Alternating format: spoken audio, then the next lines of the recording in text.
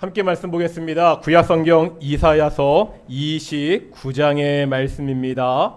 이사야 29장 13절 우리 한 절 말씀 보겠습니다. 구약성경 이사야서 29장 13절의 말씀입니다.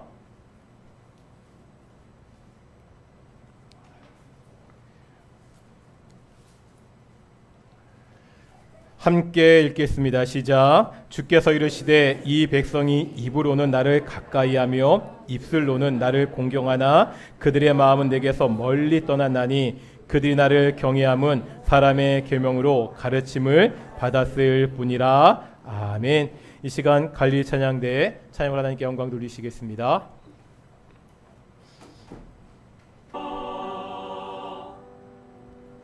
아멘. 오늘도 찬양 감사합니다. 오늘 우리 앞뒤 자분들에게 인사하겠습니다. 하나님이 우리와 함께 하십니다.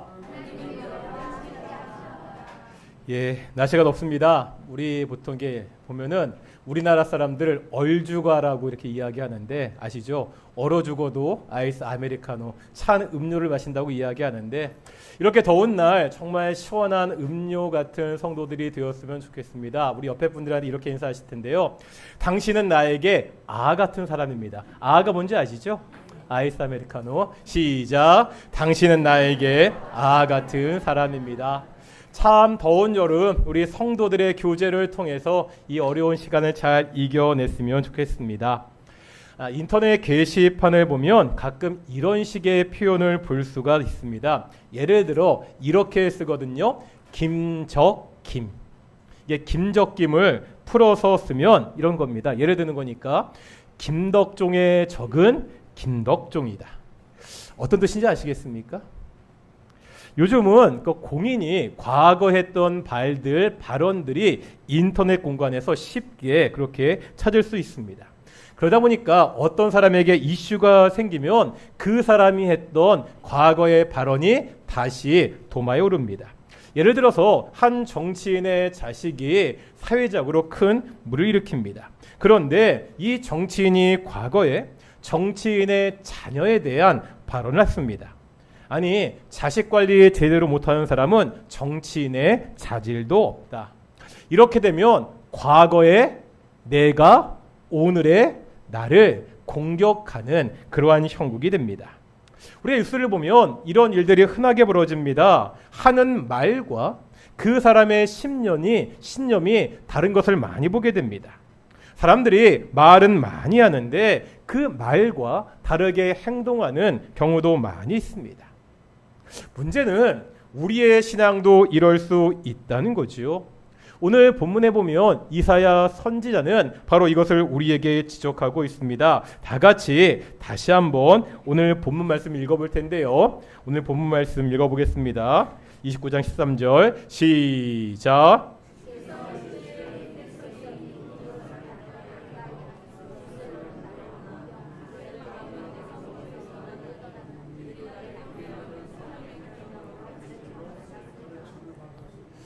지금요, 선지자가 하나님이 지적하는 백성들의 문제가 뭐죠? 입술로는 하나님을 공경합니다. 다시 말하면 다 같이 모여 제사하고요, 하나님을 찬양하고 하나님의 이름을 높이고 하나님께 영광을 돌린다고 합니다. 그런데 어디가? 그 마음은 하나님과 멀리 떠나 있습니다. 몸은 성전에 있는데 입술은 하나님을 공경하는데 하나님을 향한 그 마음은 없다고 지적하고 있습니다. 오늘 본문 하반절을 표준 세번역은 이렇게 번역합니다. 그들이 나를 경외한다는 말은 다만 들은 말을 흉내내는 것일 뿐이다. 무슨 말입니까? 이 사람들이 지금 하나님을 찬양하고요, 경외한다면서 내뱉는 그 말들은 진실한 신앙 고백이 아니라는 거예요. 이스라엘 백성들은요, 어릴 때부터 신앙 교육을 받았습니다. 하나님을 찬양하라, 할렐루야, 이 말이 그냥 입에 패어 있습니다. 지금 하는 찬양은 그냥 어려서부터 배웠던 그 말을 그대로 따라할 뿐이라는 거죠. 그 안에 하나님에 대한 믿음이 담겨져 있지 않습니다. 이들의 종교 행위는 그들의 신앙과 전혀 상관이 없습니다. 참된 성도는 입술에서 나오는 고백과 그 마음이 일치하는 사람입니다. 그러면은요, 겉으로 보이는 종교 행위와 진정한 믿음을 어떻게 구별할 수 있지요? 그 입술과 그 마음이 일치하는지 어떻게 알 수 있습니까? 정말 신앙이 있는 사람도요, 신앙이 없는 사람도 겉으로 보이는 종교 행위는 별반 차이가 없을 수 있습니다. 사실 우리가 아는 종교 행위라는 것이 별거 없잖아요. 뭐 예배하고 기도하고 찬양하는 모습은 다들 서로 비슷비슷하게 보이기 때문입니다. 평소에는 잘 드러나지 않습니다. 하지만 인생의 위기의 순간에, 결정적인 순간에 드러납니다. 그때 누구를 의지하는지를 보면 된다는 거예요. 우리가 오늘 이사야 29장을 봤는데요. 그 뒤에 있는 30장, 31장에 보면 반복해서 나오는 하나님의 말씀이 있습니다. 너희가 애굽을 의지하지 말라는 겁니다. 다 같이 한번 31장 1절 상반절 보실까요? 31장 1절 상반절에 보면 뭐라 말씀하시죠? 도움을 구하러 애굽으로 내려가는 자들은 화 있을진저. 왜 하나님은 애굽을 의지하지 말라고 하십니까? 적들이 쳐들어옵니다. 적들이 쳐들어오면 나라를 지키기 위해서 여러 가지 방법을 모색해야 되죠. 아니, 우리 힘으로 이길 수 있으면 그냥 맞서 나가서 싸우면 됩니다. 도저히 자신들의 힘으로 해결이 안 되면 외교 채널을 이용해야 됩니다. 큰 힘을 가지고 있는 나라에게 도움을 요청하는 것은 현명한 외교적 전략입니다. 당시 애굽은 막강한 기병대를 가지고 있었습니다. 이런 기병대의 도움을 받으면 전쟁을 유리하게 이끌 수 있습니다. 강한 나라의 도움을 받는 것은 나라의 위기를 넘기는데 도움이 됩니다. 그런데 왜 하나님은 반대하시죠? 왜 하나님은 애굽을 의지하지 말라고 말씀하고 있습니까? 애굽에 도움을 청하기 전에 먼저 해야 되는 일이 있기 때문입니다. 이제 한번 30장 2절입니다. 이사야서 30장 2절 말씀 같이 한번 읽어보겠습니다. 시작. 그들이 바로의 세력 안에서 스스로 강하려 하며 애굽의 그늘에 피하려 하여 애굽으로 내려갔으되 나의 입에 묻지 아니하였도다. 지금 이스라엘이 애굽의 도움을 요청한 이유가 나오죠. 바로의 세력 안에서 스스로 강해지기 위해서입니다. 애굽의 그늘에 피하기 위해서입니다. 그런데 하나님께 묻지 않습니다. 이스라엘은 하나님의 백성입니다. 하나님의 백성들이 더 이상 하나님께 묻지 않고 자신들 마음대로 하고 있습니다. 우리가 조금 전에 31장 1절 상반절만 봤잖아요. 다시 한번 31장 1절을 전체적으로 31장 1절 읽어보겠습니다. 시작. 도움을 구하러 애굽으로 내려가는 자들은 화 있을진저 그들은 말을 의지하며 병거의 많음과 마병의 힘이 강함을 의지하고 이스라엘의 거룩하신 이를 앙모하지 아니하며 여호와를 구하지 아니하나니. 지금 이스라엘 백성들이 애굽의 말과 병거와 마병의 숫자와 강함만 의지하고 있습니다. 하나님을 바라보지도 않고 하나님께 구하지 않는다고 말씀하고 있습니다. 단순히요, 애굽의 도움을 구하는 것이 잘못이 아닙니다. 하나님의 뜻을 구하지 않습니다. 하나님을 의지하지 않습니다. 이들에게 하나님은 자신을 도와줄 수 있는 분이 아니라는 거죠. 삶의 결정적인 순간에, 삶의 위기가 찾아왔을 때 하나님을 찾지 않고 세상만 바라보는 이스라엘 백성들의 모습을 지적하고 있습니다. 왜 이스라엘 백성들이 이렇게 행동하고 있지요? 이유가 뭡니까? 간혹 이런 말을 듣습니다. 세상은 가깝고 하나님은 멀다. 세상은 가깝고 하나님은 멀다. 세상은 당장 눈앞에 보입니다. 하나님은 보이지 않습니다. 세상이 보이지 않는 하나님보다 더 믿음직스러워 보인다는 말입니다. 그래서 먼 하나님보다 더 가까운 세상을 의지하게 됩니다. 그런데 정말 그렇습니까? 하나님은 멀고 세상은 가깝습니까? 한번 이스라엘의 입장에서 생각해 보겠습니다. 하나님과 애굽 중에서 누가 더 가깝고 누가 더 멀지요? 애굽의 도움을 요청하는 것과 하나님께 도움을 요청하는 것 중에 뭐가 더 쉽습니까? 사실요, 국가들 간의 전쟁에 다른 나라가 개입하는 것은 쉬운 일이 아닙니다. 한 나라의 도움을 받는 것은요, 어려울 때 옆 사람의 도움을 받는 것과 전혀 다른 문제입니다. 당시는 오늘날과 달리 통신과 교통이 발달하지 않았습니다. 나라가 어렵다고 쉽게 전화해서 도움을 요청할 수 없습니다. 도움을 요청하는 사람을 보내야 되죠. 이 사람은 외교 사절입니다. 그냥 혼자서 말 타고 빨리 다녀올 수 없습니다. 사절단을 꾸려서 가야 됩니다. 이 사절단이 오가는데도 시간이 많이 걸립니다. 가서도요, 당장의 군사적인 도움을 받을 수 있는 것도 아닙니다. 왕을 만나는 절차를 밟아야 되고요, 그 신하들을 설득하는 과정을 거쳐야 됩니다.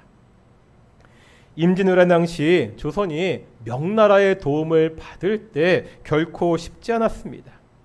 지금이야 뉴스를 통해서 전쟁의 소식을 쉽게 알 수 있잖아요. 하지만 당시는 오직 사람들의 말을 통해서만 사실을 확인할 수가 있었습니다. 그래서 조선이 명나라의 도움을 구하러 갔을 때 명나라 안에서도 의심이 있었습니다. 아니, 혹시 이 조선이랑 왜가 손을 잡고 우리를 치려고 속이는 것이 아닌가, 그런 말들이 있었습니다. 사실을 확인한 다음에도 굳이 다른 나라끼리 전쟁하는데 우리가 거기에 끼어들어야 되느냐, 그런 의견들도 많이 있었습니다. 다른 나라의 도움을 받는 것, 애굽의 도움을 받는 것은 결코 쉬운 일이 아닙니다. 애굽은 마음만 먹으면 언제나 도움을 받을 수 있는 그런 나라가 아닙니다. 세상의 도움은 결코 가까이 있지 않습니다. 반면 하나님은 어떻지요? 눈에 보이지 않는 하나님은 멀기만 합니까? 이스라엘 백성들의 생활을 생각해 보겠습니다. 이스라엘에는요, 하나님의 성전이 있었습니다. 성전은 하나님께서 내가 너희와 영원히 함께 하시겠다는 약속의 장소입니다. 이 성전이 어디 있었죠? 예루살렘 중심에 있었습니다. 백성들이 눈을 들면 항상 볼 수 있는 곳에 하나님의 성전이 있었습니다.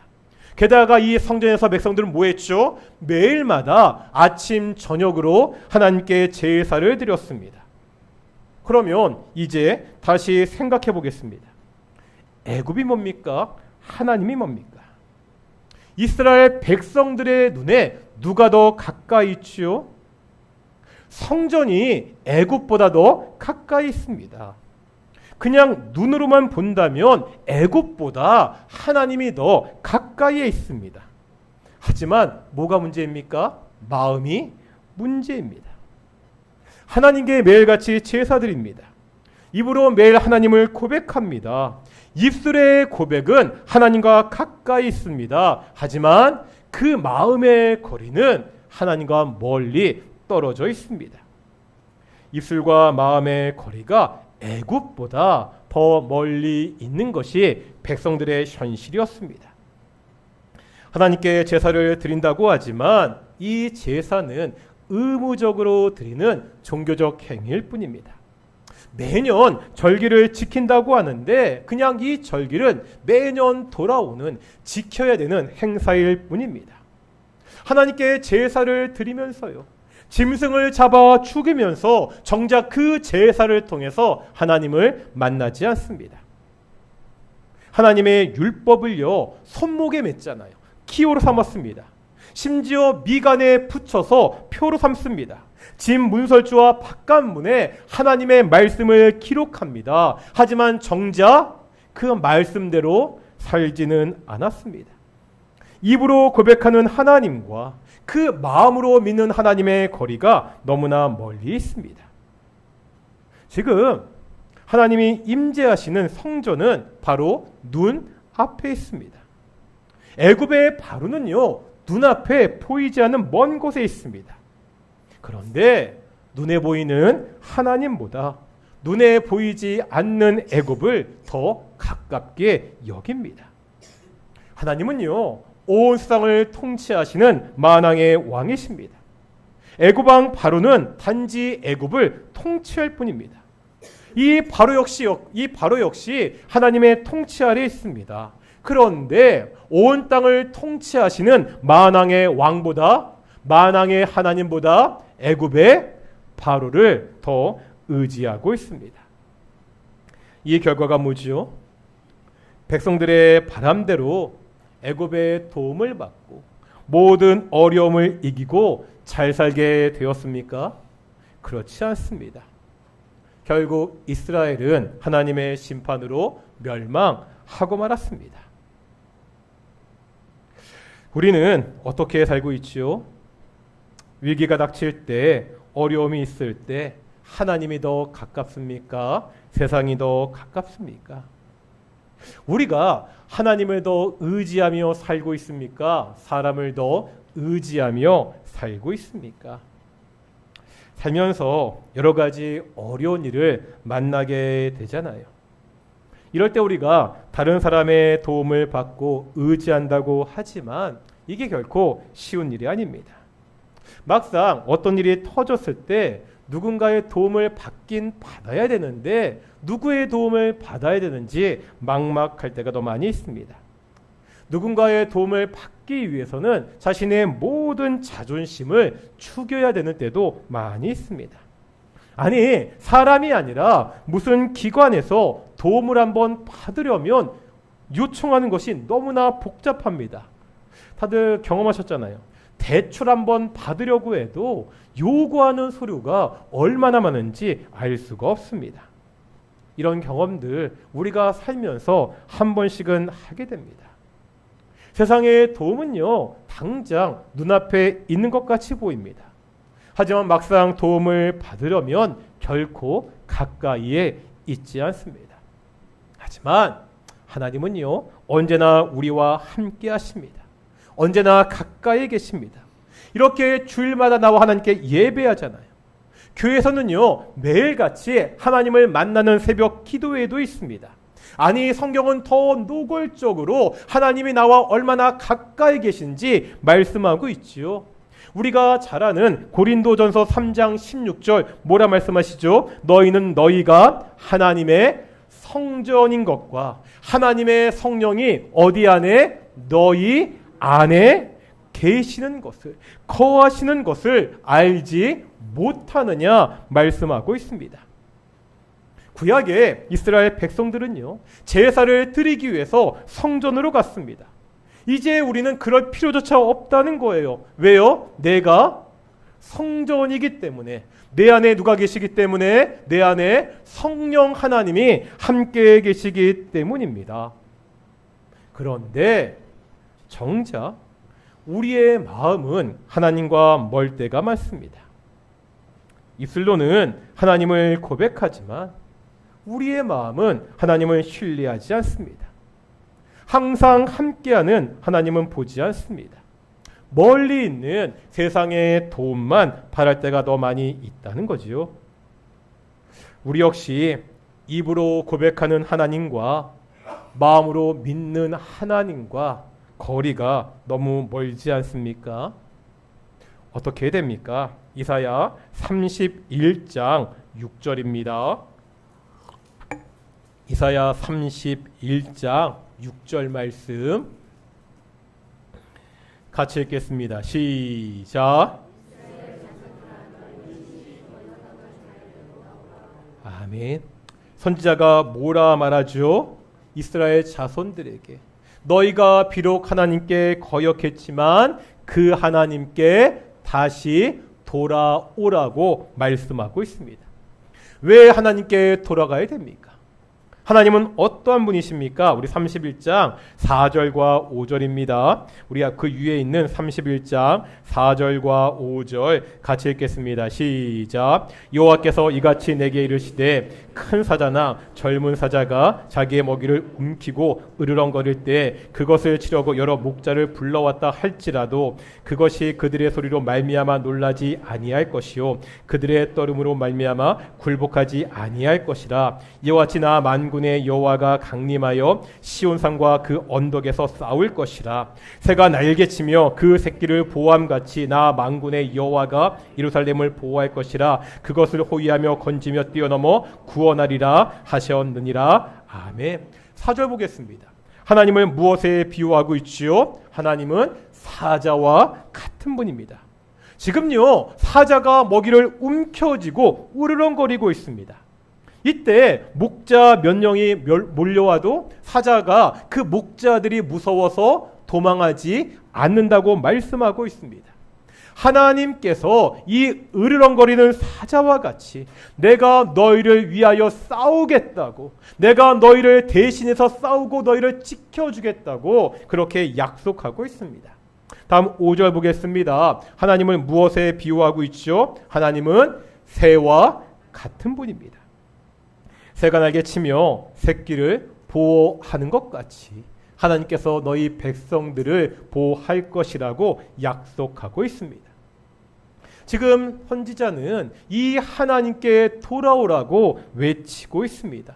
사자와 같이, 용맹스러운 사자와 같이 나를 위해서 대신 싸우시는 하나님, 새와 같이 나를 지켜주시고 보호하시는 그 하나님께 돌아올 것을 백성들에게 외치고 있습니다. 요즘은 그 공중파 TV에서 권투 경기를 중계하는 일이 별로 없습니다. 저는 어릴 때 TV에서 권투 경기 많이 보았습니다. 제 또래 그 이상인 분들은 장정구 선수나 유명우 선수 이름 다 아시죠? 모른 척 하지 마시고 그런 권투 경기 하시는 거 TV에서 많이 보셨을 겁니다. 우리가 권투 중계를 보면은요, 그 아나운서가 굉장히 많이 하는 멘트가 있습니다. 이렇게 이야기합니다. 코너로 몰아야 됩니다. 아니면 반대로 코너에 몰렸습니다. 어서 빨리 코너에서 빠져 나와야 됩니다. 무슨 말이죠? 권투 경기는 사각의 링에서 벌어지잖아요. 이 사각의 링에서 코너라는 것은 더 이상 물러날 곳이 없는 그러한 곳입니다. 그래서 공격하는 사람은 최대한 상대방을 코너로 몰아서 공격해야 됩니다. 코너에 몰린 사람은 어떻게 해서라도 이 코너에서 빠져나와야 됩니다.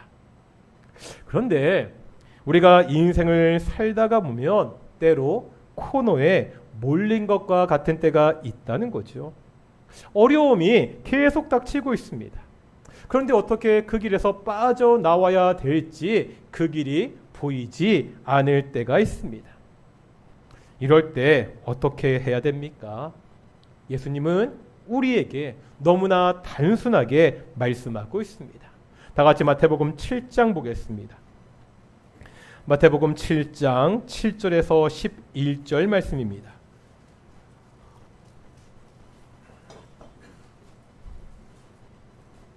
마태복음 7장 7절에서 11절 말씀입니다.